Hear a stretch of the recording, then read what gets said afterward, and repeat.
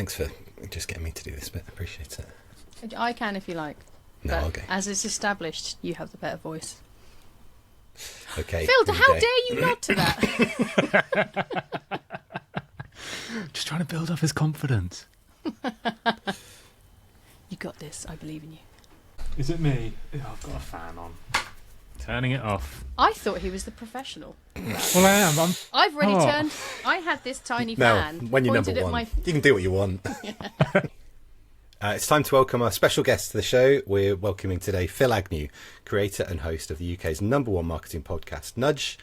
We met Phill at Creator Day earlier this year, where he was a speaker along with Mel, and we brought him onto the show to talk about using persuasive psychology in marketing as a small business owner or freelancer. Hi, Phill. It's lovely to have you with us. Hello, Ben. Hello, Mel. Thank you so much for having me on. I'm very excited to chat today.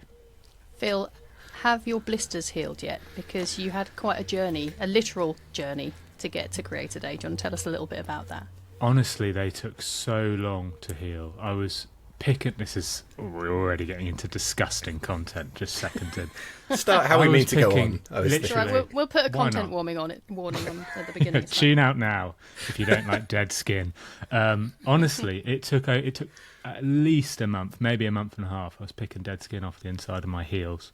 But these blisters, they literally hung off me. I've had blisters before that are like on the skin, but these they had gravity to them. They cast their own shadow. Sentient. It's probably worth just saying for listeners that Phill walked to Creator Day. I was going to do that, guys. I'm a professional as well. Professional. So at Creator Day, which is where the three of us met, I decided to hike 61 kilometres from Salisbury down to Poole. Why did I do that? Well, it's partly because I get frustrated by the price of rail tickets here in the UK. Who doesn't get frustrated by them? But honestly, that was a bit of a silly one because I still had to travel from Bristol and there was still a train ticket I had to pay.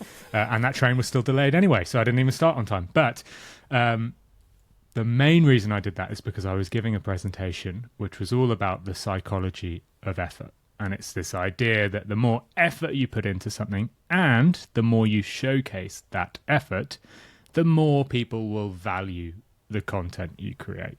So I basically thought when I was preparing this presentation, how can I prove that I've made a lot of effort for all of the listeners in the room? How can I prove that I've made a lot of effort to get here? And I thought, well, one way you could do that is to literally hike there. And originally I thought I was going to hike from Bristol until I figured out that I would die if I did that in one day. It's not that impressive. It's not quite as impressive if you're literally lying down flat on the stage, going, can't talk right now, but here's a video. That would have been interesting. At least there could have been engaging content. Memorable. It would have been memorable. So I decided to walk that 60 kilometres, and then on stage, I basically gave this presentation, which was half the psychology of effort, and then half all these weird stories from my 61 kilometre. I loved the photos that you'd put in as well. That was impressive. That you'd actually, at the very last, must have been like really last minute, like the night before or the morning of your talk, to actually put in the photos of stuff. Yeah, well, it was actually 5 minutes before it started. I was Mark was getting so frustrated. You could see him sweating. I was literally on stage just putting them on with my stinky shoes on. I only had one pair of shoes the whole way, so I was on stage with probably the world's most stinky, dirty shoes. But yeah, I had pictures of all sorts. I found Sandy Balls Holiday Park. That was interesting. That was the biggest laugh of the day, I think. Made me laugh. I found a tailor called Rags to Stitches. For me, that was my favourite. I loved that. I saw a mobile bus cleaner. I'd never seen one of those before in my life. I remember the audible gasp at that as well. Yes. Yeah, we've seen a lot of technological innovations in our life. Will anything ever top that? I don't know. No, come on. A mobile bus cleaner. You're joking. What else did I see? I ate 3 Greg's sausage rolls. I just had a great time, really. It was fantastic. And then it obviously allowed me to talk about what I really love, which is all of these psychological studies and understanding how the human mind works and how we can apply that to marketing. So the effort point is the thing that stuck with me the most, I think, since the talk, and I've not even tried to, but I've noticed loads more about that kind of principle. I'm following a guy who's running across the USA at the moment, doing a charity run. He did it 13 or 14 years ago, and he was 13 or 14 years younger, obviously. He was in his mid-30s then, and he's now 50, I think. And he's kind of documented it, and the charity fund is far higher this time than it was last time, and he can't work out why.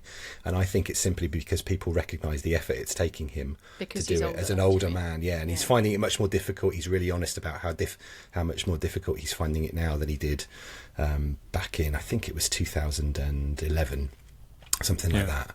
And it made me think of the talk and made me think of people recognising the effort. Like I said, he's right in it, so he can't work it out why, but I'm sure that's it. It's been, there's loads of conversations that we're having with people online, and I'm trying to put together a talk that kind of, works out that difference between creativity and AI. And again, that effort thing was something that really tied my thoughts on it all together. At the time we went, I was a bit stuck on where I was going with it, but actually that single word, effort, and the realization, the recognition that people give it, it's really stuck with me since. So thank you for that. And for the listeners, to say thank you afterwards, but it's been great since. Ben, please, with a nice voice like yours, that really means a lot. No, for the listeners who maybe need a bit more context, because I'm the type of listener who would hear something like this and be like, yeah, okay, it's all well and good saying that, Phil, prove it. There is studies that back this up. Give us some Where are the stats? Where's the data? We don't normally give very reliable stats on this show, so this is an exception probably I'm making with you. No one will care about this bit because your listeners. No, I'm joking. Your listeners will care about this. Look, you'll think, well, where's the effort behind? Where's the evidence behind effort? It was literally to what you were talking about, Ben. There was a study conducted in a Hindu ceremony. I think it's called Taipusam. I probably butchered that name, but this is a ceremony where devotees either go through low ordeal or high ordeal rituals. So low ordeal is stuff like singing and chanting, proving your faith. High ordeal devotees do much more brutal things. They pierce their skin, they walk on hot coals, they walk barefoot for miles, they like pierce their skin, put like ropes into the skin and then drag things through ceremonies. It's extremely painful. Anyway, what the researchers measured was how much people donated when they saw either low devotees or high devotees, and they found that when they watched people showcasing their faith by going through really painful high effort things, they donated, I think it was something like 60 to 80% more than if you just watch people praying and chanting. So to your point, Ben, watching this guy experience pain running across America will literally raise more donations than before, when he probably couldn't show that pain because he didn't have social media, he didn't have Strava to prove it. Back then. he was more fit. He didn't get as many blisters. He didn't have a bad back and dodgy knees and all the rest of the things we get when we get older. You will literally get more donations because of that. And then to bring it back to the sort of solo marketers in the room, which I think all three of us would class ourselves as that, how can we use this? Well, the thing is, as a marketer, we are constantly told that things should be easy. They should be automized. We should have a Zapier to integrate that. We should use AI to create that in a click. And what this actually says is, no, things are effortful, and that's a good thing. And then when you put effort into something, you should showcase that effort. So the example that I have, I quite like running these tests on my show and actually trying them out, figuring out if this stuff actually works for me, because I'm a solo marketer as well. You're I need to figure it out. Why wouldn't you as well? You're a proper I'm a marketer as well. I'm one of those. I'm a proper one. Yeah, trained. What a waste of money, by the way. We'll get onto that later, or not. So I trialed it out. Really easy way to trial it out. If you want to do a little a copy test, messaging test, Reddit ads. Reddit ads are very cheap, and they go to people who maybe use their brain. Not saying that Facebook, Instagram, TikTok, it's a bit of a doom scroll. I think on Reddit, if you see an ad, there's a chance someone will actually read it and engage with it rather than just sort of scroll past it. Look at me slating the rest of the audience there as well. Sorry, everyone. And you can see both of you. Just for the listeners here, both Ben and Mel are looking at me like, why did you say that? No, not at all. I just know that we definitely have some listeners who whose job it is to run meta ads. Sorry, meta ads. Sorry, no, I'm guys. also excited about the idea of Reddit because we've Yes. talked about whether we might advertise this podcast in certain places and Facebook. I don't have Facebook. Ben's never had Facebook. one. Yeah, that's the hill on which I'll die. Wow. Never. And never will Wow. now. So you don't have any mates, or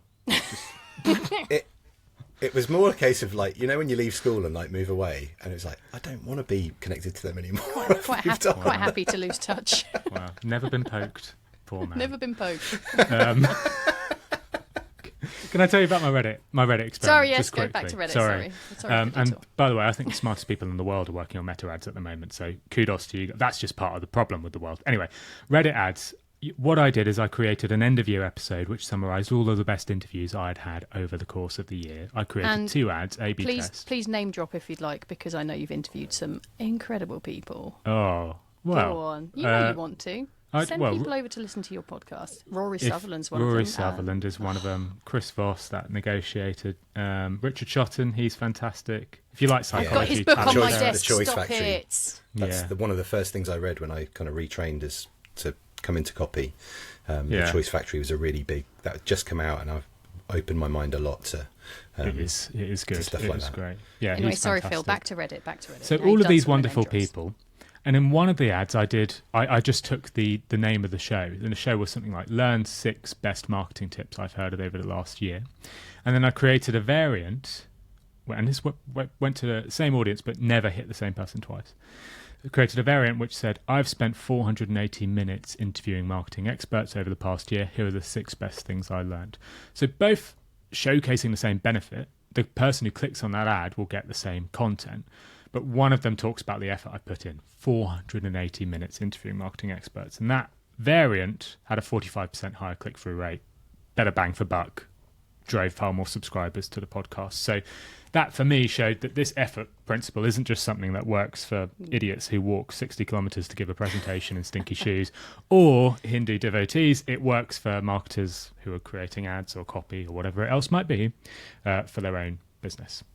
And you had that double whammy of the specificity as well that we know as copywriters is really powerful. If you're giving a really specific number, that can be impactful. In terms of how that translates for solo marketers or businesses of one, we often talk about building in public, and we kind of go pull a little face when we do say that.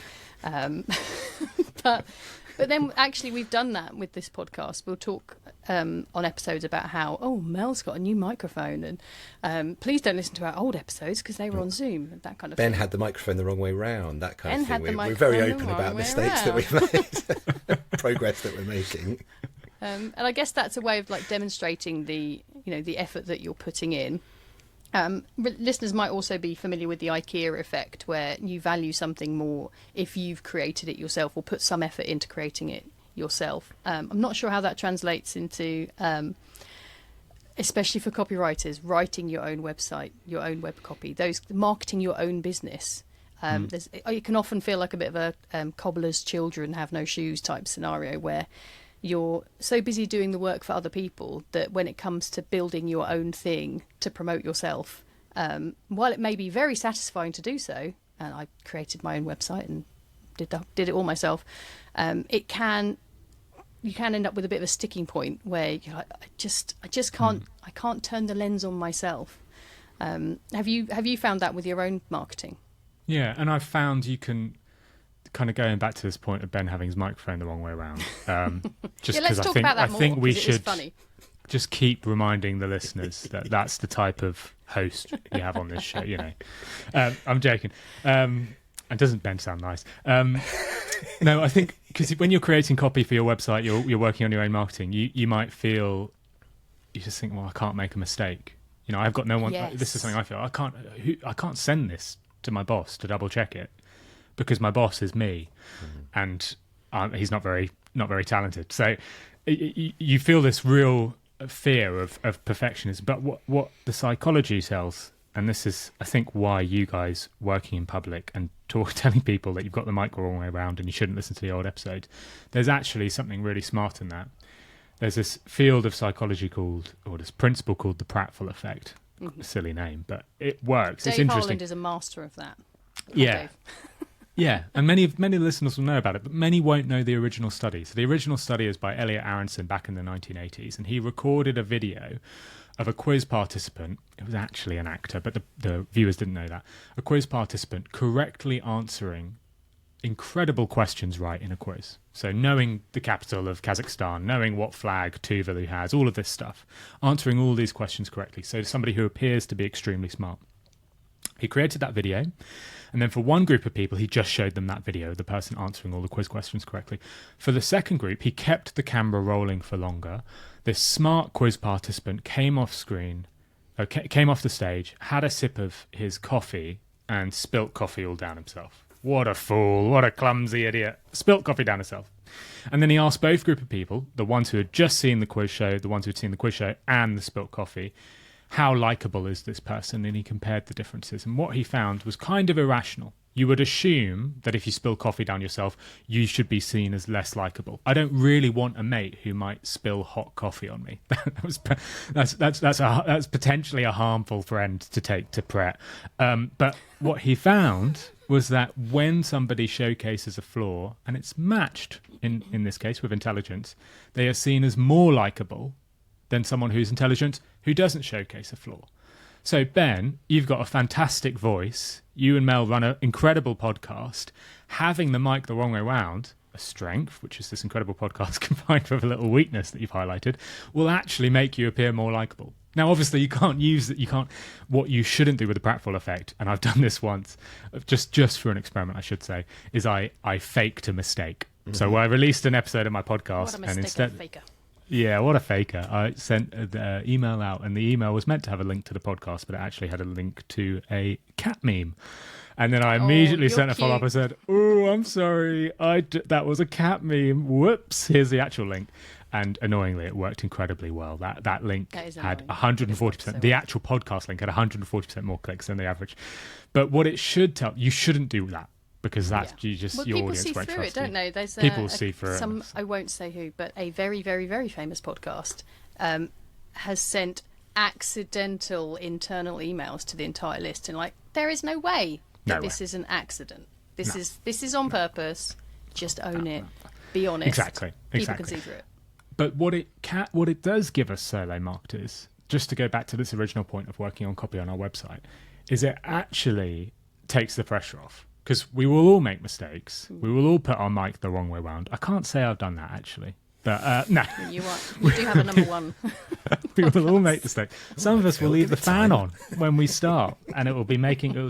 To quote Mel, it will sound like I'm in a wind tunnel. But we all make mistakes, and when we make those mistakes, it's not a problem. Because actually, if we're doing a good job and we make mistakes, people will only see us as more likeable and more willing to buy from us. Marmite, Love It, You Hate It, Avis, Second So We Try Harder, all of these examples of brands who embrace their flaws. If we make a mistake, we showcase a flaw, people will like us more and they'll be more likely to buy us. Yeah, I see that with LinkedIn especially, where people, because their job is writing, they get so caught up in every post having to be perfect, because what if there's a typo? Then clients will think I can't write properly. It's like, no, they're just tiny bits that put together the puzzle of the picture that they see in their minds when they think of you. It's only one tiny thing. And if they're really pedantic about the tiniest little flaw, then perhaps they're not the kind of client you want anyway. No, they're the type of client that should just use AI because you clearly want something in humans. So just use a robot. And we're turned off by those really polished, kind of hustly posts which make things, this kind of ties the 2 points in together of effort and of the mistakes, those posts which are so polished and make things seem just so easy like that. You know, it's easy to lose £25, it's easy to earn 100 grand a year, you just do these things and it's easy. We particularly, Mel, you and I are really put off by those posts, aren't we? But we know a lot of people who are as well, and that tidal wave of them which has been over the last however many years, I've been on LinkedIn, 5 years or so. I wonder if it's just starting to die off because of exactly what you're talking about, Phil. Actually, it's the authenticity that we don't really, that's another word we don't really like referring to all the time because it comes up in marketing almost every week on the show. But actually, it is that genuineness, isn't it, that people really connect to. And when you show it, you do get people. people put their arms around you, I found, especially on the podcast here, talking about having a mic the wrong way around. Everyone's like, "Aw," and it just makes you feel, it grounds you, and I think it kind of connects you with the audience a little bit. He's so relatable. He's just like me. Oh. Yeah, I see I that. think you're right. Is there a point where it can go the wrong way though? So you're Yes. showing your flaws, because There I've is. seen this a little bit online where perhaps people get a good response from a quite raw and open and like, oh, I made a mistake type of post, and then because of that good response they get, they lean into that almost like, this is my content pillar now, talking about all the ways that I mess up. Yeah. At what point does it become a liability to be So Aronson, authentic? let's go back to this study I told you about slightly earlier, 1980 study, quiz participant. He repeated the study, but this time the quiz participant doesn't answer all the questions correctly. He doesn't know what the capital of Tuvalu is. He doesn't know what South Africa's flag looks like, whatever. I don't know why it's all geography related. Anyway, he doesn't get all these things correct. And then he spills coffee down himself. What happens there is if you have two weaknesses, so you're deemed as not intelligent and you're clumsy, you're actually less likable than if you just spilt coffee down yourself or if you just got the questions wrong. So the Prattville effect works when you're matching a flaw with a strength. Marmite is tasty, so saying you either love it or you hate it will work. Avis is a fine car rental company, so saying we're second so we try harder, that's fine. Ben's a very good podcast host, so saying he's got the mic the wrong way around, and he still sounds that good. and he still sounds that good. No, so you have to match it with a strength. And this, when you were talking about LinkedIn posts, it reminds me of the worst LinkedIn post of all time. It was that CEO With a tears single tear rolling down his face, the Matt Hancock tear, and he's saying, "Oh, I can't believe I've had to fire all these people." Now, why doesn't that work? Because it's a weakness matched with a weakness. Your weakness, the weakness is you're firing people. That's the exact thing you shouldn't be doing. If you go into a business and you actually have to fire people, you are a bad CEO. Sorry, it's the case. Like, I know it can happen for different reasons, but like that is one of the things that CEOs should be desperately trying to avoid. For me, over shareholder value and everything else, but whatever, that's a second point. And then combining it with this post flaunting your flaws, it's like, well, that's not going to work. Flaunting a flaw works well when you match it with a strength. It doesn't work when you match it with a weakness. So I think that's where it backfires, is you can't double down on it. If you keep making the same mistakes again and again and again, I think people, if Ben really never turned his mic around, Then we might start thinking it's around the right way now, guys. I promise. I can see the gold dot and everything. That also gave Ant, our producer, a wonderful opportunity to show his knowledge and expertise by asking you which way round it was. It also saved me 150 quid because I didn't have to buy a new one thinking that this one was rubbish. So that's the real win. Oh, that would have been good. The eBay listing. Just can't find the right way to put it. So, Phil, for everyone who owns a copy of Cialdini's Influence but is put off by how enormously chunky it is and has never actually got around to reading it. Not me, I should add, because I had hack for the listener. The audiobook exists. What are your favourites? What are your favourites, like quick fire, one-line explainers of principles of persuasion? Yeah, Cialdini, it is worth reading, guys, if you can. And I think it's one of those books. My other hack is combining your non-fictions with your fictions. So if you're, sometimes you won't want to read your main meal and non-fiction. dessert. Is it Yeah. that kind of thing? Yeah. Oh, look, Ben's Look got at it. Ben, he's got his influence up. Old Well- edition, I well believe done. that, Ben. That's Yes, the it 1984 is. one. Can you not update it? Yes, There's a new it's one got, out. It's got a name in the front cover as well. Sorry, mine's by my bedside, so... For the listeners, Ben has just got up his edition. Mel's lost it because I'm it's looking by at her mine. bed. She's just too busy reading it. I thought you had the audiobook, Mel. I've got both. So, I'm you've got I'm a both. true fan. I've got both. Ooh la la. So in this book, and Ben can correct me because he's literally reading it right now. In this book, there are six. Cialdini says there are six. He sometimes calls them weapons of influence, but I think Yeah, he's I got like a that. nicer term from it. Different things you can lever. I think it's scarcity, social proof, reciprocity, liking, commitment and consistency, and probably one other. Unity was in his new book. I think the one that for solo entrepreneurs, which is for me most interesting, is this idea of reciprocity. I So what's was interesting about hoping it- you'd say that It's one. lovely. That's my It's really favourite. lovely. So the thing about it is it's something we're taught as kids, right? If somebody does you a favour, you return the favour. This is something, actually, you could argue it's evolutionary trait. This is the reason humans have evolved away from chimpanzees, because we can communicate, we can collaborate as a species, and that collaboration is in part because if somebody does us a favour, we'll do them a favour in return.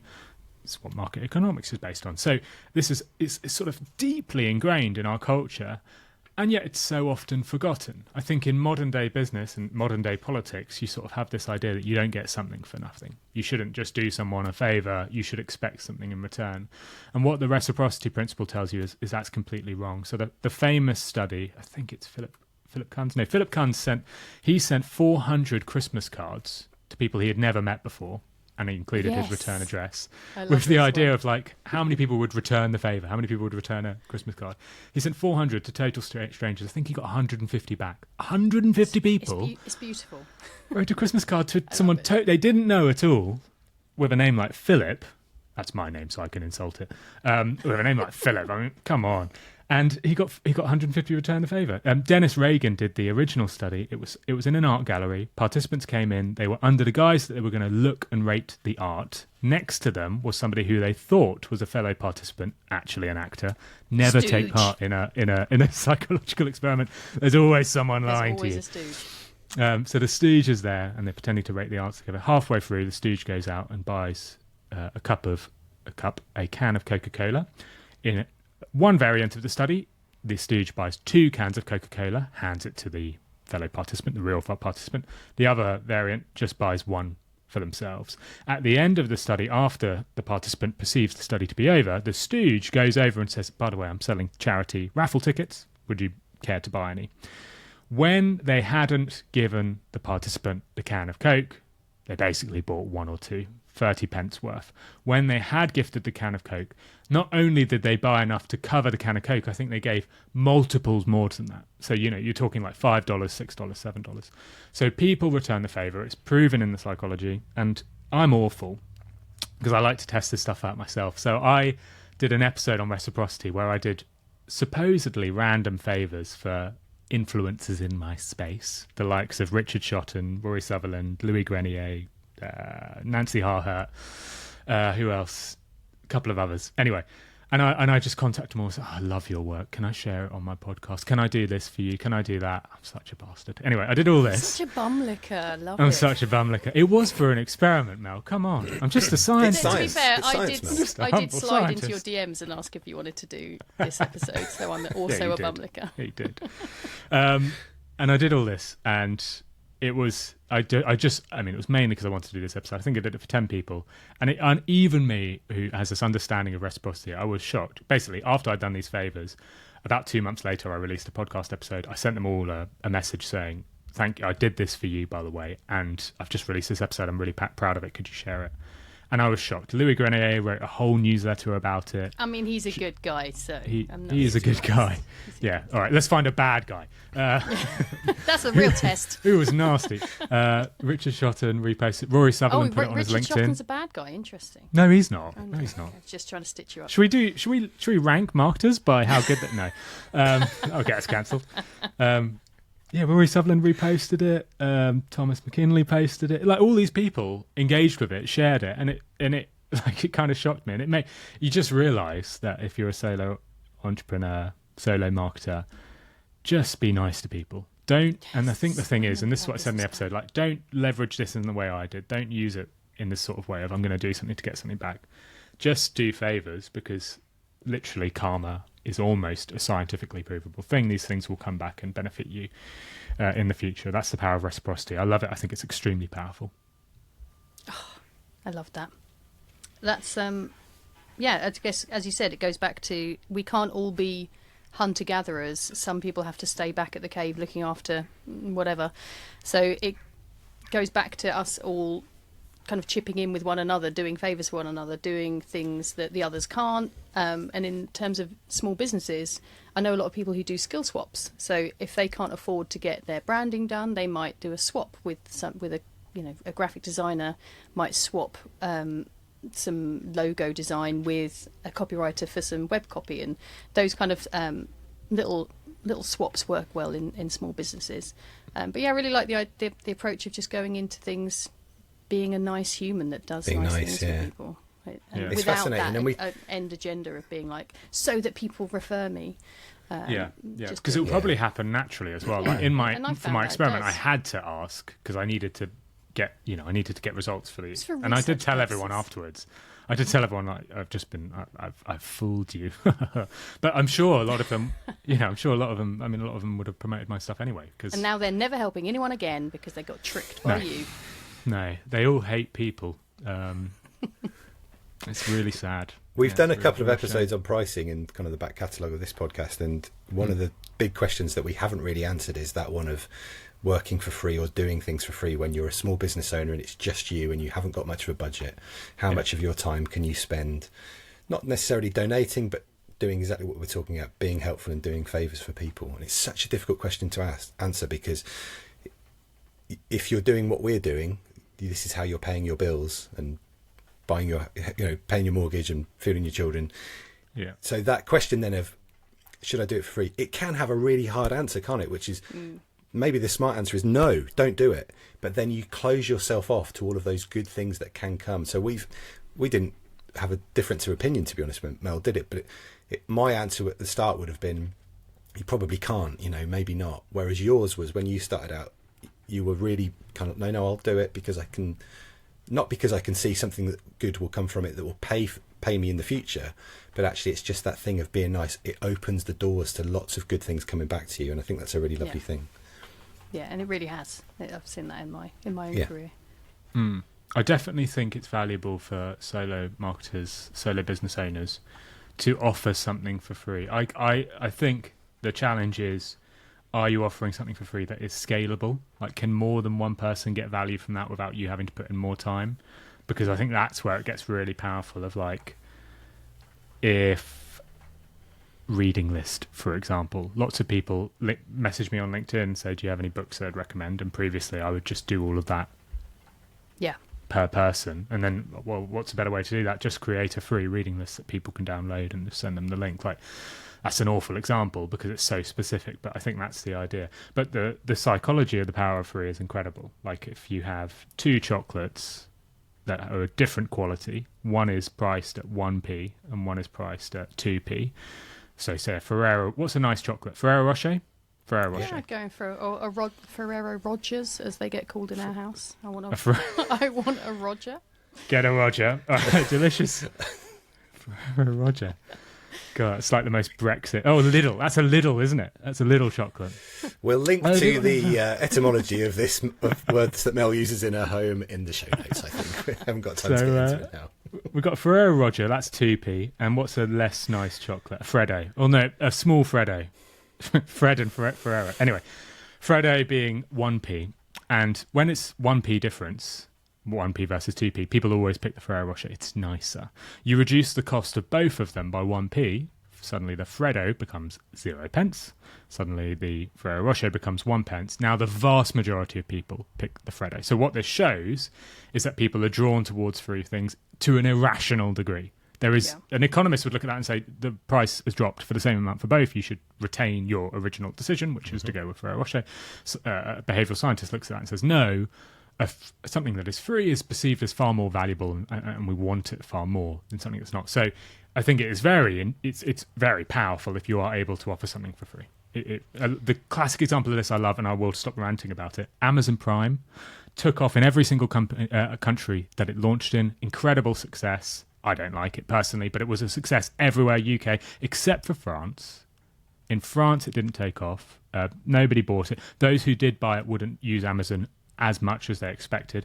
They looked into the reason why. Why Amazon Prime in France was the only country in the world where delivery wasn't free, it cost 1 cent. So it was essentially free, but psychologically, people felt like they were paying something. It's just 1 cent. And the French said, nah. Or, no. Thank you. I didn't know the French there. I was like, that is the what's only French word for no? In French that I know. They said no. And it wasn't until they removed that 1 cent fee that it actually took off and became successful. So I think let's never underestimate the power of offering something for free. It's really incredibly powerful. Just don't let it take up all your time. And with people marketing their small business, they might have a PDF that's a lead magnet where the only thing that they're asking for is the email address to get people on their list. Is that cost of having to hand over the email address, is it worth just getting rid of that? If you want to get your content out there, is it best having a lead magnet that actually isn't a lead magnet at all, but is just free information that you put out there? Or is it, because I know a lot of people use that to build their lists. We've been talking about it for the podcasts, to build up the email list. Equally, some people might think, well, I'm only going to charge £3 for it. So, anyone who wants it will surely be willing to pay £1 or £2 or £3. But what I'm hearing is actually it's best to just make it completely free and be the helpful person that's just here, have all this free information, this useful stuff, without even having to hand over your email. I'll give you guys. I'm going to sound like such a. You're going to give us some homework, Phil. It's going to say I'm going to give you some advice, and then I listen to myself, and I'm like, oh, okay, I sound like a LinkedIn guru. We will take sound your like advice. a If we ask for the advice, hey guys, I'm just going to give you a bit of easier. advice. Phil, have you got any advice for us? Would you give us some advice, please, Phil? Well, since you asked, here's a little hack. I hate the word hack. Anyway, here's a little podcast hack. You're already giving loads of great free stuff. Everybody listening to this is listening for free. They're so lucky, aren't they? So You're lucky things. They're listening for free, getting content for free. Mel and Ben are spending a huge amount of time creating, editing, working on this podcast, giving it away totally for free. Thanks, Phil. You can quote me. That's not free though. No, you've done all of the free stuff, so people are. There's value that they've already gained. I think at that stage you can now use an email hook because you've already got given. I think the way lead magnets don't work is if someone's got no value from you whatsoever, and then they say, "But I need your email address," or "Write AI under this LinkedIn post, and I'll send it to you." Man, shut up! I hate that one. Come so on, much. shut up! Just put the link in there. Sorry. Comment ball bags to get my vote. You guys are doing it the right way. What I do at the end of the episode, and I think you guys could do, is people, if they have enjoyed the episode, might want to listen to slightly more. So what I'll occasionally do, and I don't do this on every episode, it's only on some, I'll record a little extra with the guest, and then I'll package that as the bonus episode. And that gets packaged, gets put behind a wall, a gated wall, and all people have to do to get access is just put their email address, sign up to the Nudge newsletter. They then get sent straight to the bonus episode. All of the Nudge newsletter subscribers get the bonus episode already. They don't even have to sign up. It's just in their email, which announces the episode. And that seems to work pretty well because people already have got free value. If they've enjoyed the show, there's an obvious thing, it's just obvious that they would go and listen to the bonus episode. I'm very clear about the fact that you can unsubscribe at any time. And I'm not making a big ask. This is like foot in the door technique, which I won't go into because it's just too long. But I'm not making a big ask without building up to it.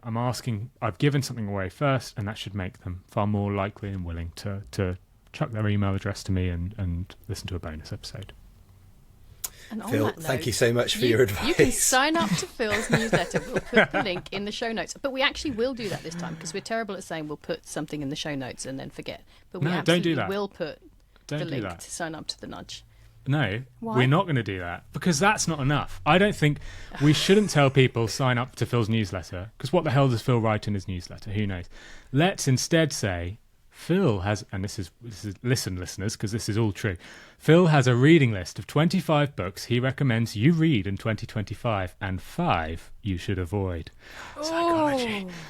We'll put a link to that in the show notes, and so when people they can sign up, get the reading list straight away. They get value straight away. That will also, I'll be honest, you will also be signed up to the Nudge newsletter. But you can unsubscribe at any time at the bottom. This pill may cause impotence. Kind of medical disclaimer there. But yeah, you guys can put what you want in your show. But no, I'll do exactly what you give just you the link said to that. because you've sold it very well. So yeah, thank you so much for your time. We really appreciate it. Thank you so much for having me, guys. I don't think I've laughed this much on a podcast in a long time, so thank you. I really appreciate it. That's getting on the poster.